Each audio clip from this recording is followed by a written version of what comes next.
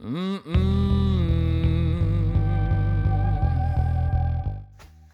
I've had a few people ask why I chose to do a Bewitched cover, let alone as a single. And it's a bit of a story. Back in the Don't Lie Awake cycle in July, I did a podcast with a chap called Jethro, the Nottingham Rockcast, links in the doobly-doo. And we were talking about production and mixing and all that kind of stuff. And he mentioned that Spectre Sound Studios, which is quite a popular YouTube channel for rock and metal production, Glenn Fricker, the wonderfully insightful and angry man that he is, they run a competition called Oldies But Baddies, where you take like a cheesy pop song and you make it badass, like you make it nice, you make it rock. Yeah, I could do that. I could quite easily do that. And so I started researching 90s songs, because that's what the new competition was. This song, the Bewitched one, kept coming back for some reason. And I didn't want to choose a song that was so cheesy and bad that I would hate myself for doing it, but also one that was cheesy enough that was a challenge. So I read up on the lyrics, and even though they come across as obviously very happy-go-lucky, kind of la la la, fun, fun, fun, for the adults though, we can tell that it's full of innuendo, right? And I figured with the right musical backing, this could come across as super creepy if I wanted it to. I knocked out an arrangement in the afternoon, like a sort of reharmonization of it. I did a version and I got loads of really good feedback on it. I was like, oh, okay, this needs to be an actual track that I release. And so it was originally just going to be a hidden track on Anchor, which it was.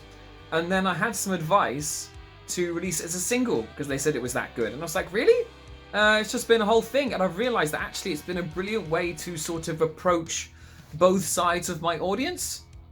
Because there's loads of people who know me as like an acoustic guy that sings at weddings, right? Doing all the popular songs. And there's another group of people that know me as a singer for a System of a Down tribute band. I think there's a way that this song can appeal to both those groups of people.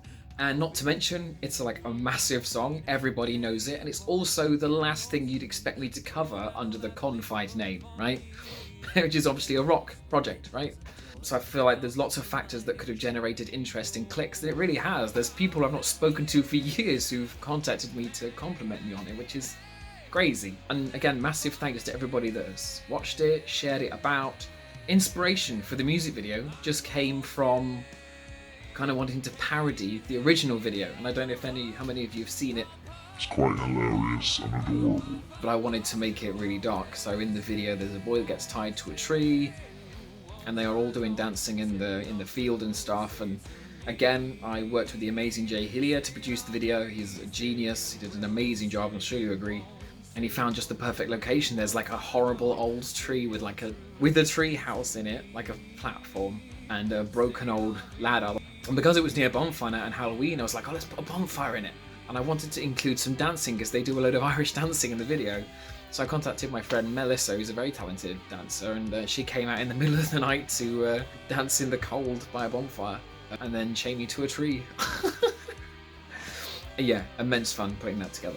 And like in terms of stylistic influence, I was listening to, after I'd done the reharmonization of it, and a lot of those chord choices came from, you guessed it, like my big love of Opeth. They put a lot of chords together that sound sinister and create and persuade melodies that are unexpected. So I feel like this chord progression still fits the original melody, but has that really sinister feel to it with the harmony underneath. But in terms of production and style, I was listening to a lot of Type O Negative, Paradise Lost, a lot of this gothic doom stuff. Vocally, I think a bit of Marilyn Manson came out. If I'd had more time, I would have probably upped the production value a little more, actually had myself fucking gothed out in the makeup and stuff, but didn't have the time or resources to do that. But I think the result as it is freaking awesome.